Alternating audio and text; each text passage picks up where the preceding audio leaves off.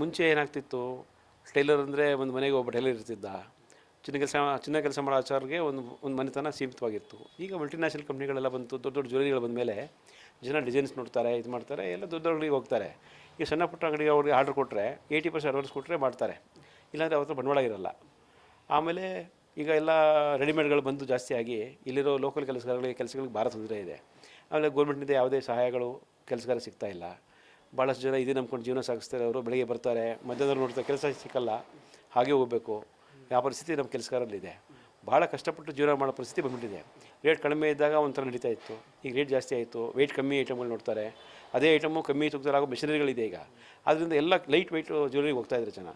ಇದರಿಂದ ನಮ್ಮ ಯಾರು ಹಳೇ ಕೆಲಸ ಮಾಡ್ತಾರಲ್ಲ, ಇಂದಿನ ಕಾಲದ ಪಾರಂಪರಿಕ ಶೈಲಿ ಆಭರಣಗಳು ಮಾಡೋರಿಗೆ ಭಾಳ ತೊಂದರೆ ಇದೆ ಇದರಿಂದ. ಸರ್, ಈಗ ಈ ಒಂದು ಫ್ಲಕ್ಚುಯೇಷನ್ ಇದೆ, ಈಗ ಆಗ್ತಿರುವಂಥ ಫ್ಲಕ್ಚುಯೇಷನ್ ಗೋಲ್ಡ್ ಮತ್ತು ಸಿಲ್ವರಿಂದ ನಿಮ್ಮ ಉದ್ಯಮಕ್ಕೆ ಯಾವ ರೀತಿ ಹೊಡೆತ ಬೀಳ್ತಾ ಇದೆ ಅಂತ? ಏನಾಗ್ತದೆ, ಮೊದಲು ಜಾಸ್ತಿ ಹೆಚ್ಚು ಕಮ್ಮಿ ಅಂದರೆ 100-200 ಹೆಚ್ಚು ಕಮ್ಮಿ ಆಗ್ತಿತ್ತು. ಈ ಬೆಳ್ಳಿ ಜಾಸ್ತಿ ಆಗಿ 20,000 ಜಾಸ್ತಿ ಆಗುತ್ತೆ, ಚಿನ್ನ ಜಾಸ್ತಿ 10,000 ಜಾಸ್ತಿ ಆಗುತ್ತೆ. ಕಸ್ಟಮರ್ ಆರ್ಡರ್ ತೊಗೊಳ್ಳೋಷ್ಟರಲ್ಲೇ ಅವನು ಮಾಡಿಕೊಡೋ ಅಷ್ಟರಲ್ಲಿ ಕೈಯಿಂದ ದುಡ್ಡು ಹಾಕ್ಕೊಡೋ ಪರಿಸ್ಥಿತಿ ಬಂದುಬಿಟ್ಟಿದೆ. ಏನಾಗಿದೆ, 12,000 ರೂಪಾಯಿ ಆರ್ಡರ್ ಇತ್ತು, ಮುಂದೆ 14,000 ಆಯಿತು. ಅಂದರೆ 10 ಗ್ರಾಮ್ ಚಿನ್ನಕ್ಕೆ 20,000 ಹೋಯಿತು. 30 ಗ್ರಾಮ್ ಮಂಗಲ ಚಿನ್ನ ಅಂದರೆ 60,000 ಹೋಯಿತು. ಯಾರಿಗೂ ಹೋಯಿತು? ಆರ್ಡರ್ ತೊಗೊಂಡ್ರೆ ಹೋಗ್ತಾ ಇದೆ. ಅದಕ್ಕೆ ಈಗ ಏನು ಮಾಡ್ತಾ ಇದ್ದಾರೆ, 80% ಅಡ್ವಾನ್ಸ್ ಕೊಟ್ಟರೆ ಮಾಡ್ತೀವಿ, ಇಲ್ಲ ಆಗಲ್ಲ ಅನ್ನೋ ಮಟ್ಟಕ್ಕೆ ಕೆಲಸಗಾರ ಬಂದುಬಿಟ್ಟಿದ್ದಾರೆ. 80% ಯಾಕೆ ತೊಗೊಳ್ತಾರೆ ಅಂದರೆ, ಅವರು ದುಡ್ಡನ್ನ ಕೊಟ್ಟರೆ ಚಿನ್ನ ಕೊಡ್ತಾರೆ ಮಾರ್ಕೆಟ್ನಲ್ಲಿ. ಇವರು ಅಡ್ವಾನ್ಸ್ ಕೊಡೋ ದುಡ್ಡಲ್ಲಿ ಬುಕ್ಕಿಂಗ್ ಮಾಡಿ ಅವ್ನು ಕೊಡೋಷ್ಟರಲ್ಲಿ ಲಾಸಾಗಿ ಹೋಗ್ತಾ ಇದೆ.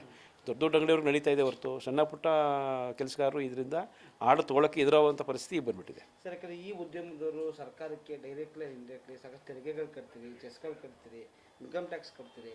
ಸರ್ಕಾರಕ್ಕೆ ನಿಮ್ಮದು ಒಂದು ಭಾಗ ಇದೆ. ಹೀಗಾಗಿ ಸರ್ಕಾರದಿಂದ ಏನಾದರೂ ಒತ್ತಾಯ ಮಾಡ್ತೀರಿ? ಅದೇ ಸರ್ಕಾರಕ್ಕೆ ಒತ್ತಾಯ ಏನಾಗುತ್ತೆ, ನಮ್ಮ ಏನು ಗುಡಿ ಕೈಗಾರಿಕೆಗಳಿದು ಸಣ್ಣ ಸಣ್ಣ ಮಟ್ಟಿಗೆ ಬೆಳೆದಿರೋರು ಸರ್ಕಾರಕ್ಕೆ ಒತ್ತಾಯ ಮಾಡಿ ಅಂತ ಕೇಳೋಷ್ಟು ಪ್ರಬಲವಾಗಿ ಬೆಳೆದಿರೋಂಥ ಸಮಾಜ ಇದೆಲ್ಲ. ಸಾಂಪ್ರದಾಯಿಕ ಕಲೆಗ ಎಲ್ಲ ಅವ್ರಿಗೆ ಯಾರಿಗೂ ಇದ್ರ ಬಗ್ಗೆ ಗೊತ್ತೇ ಇಲ್ಲ.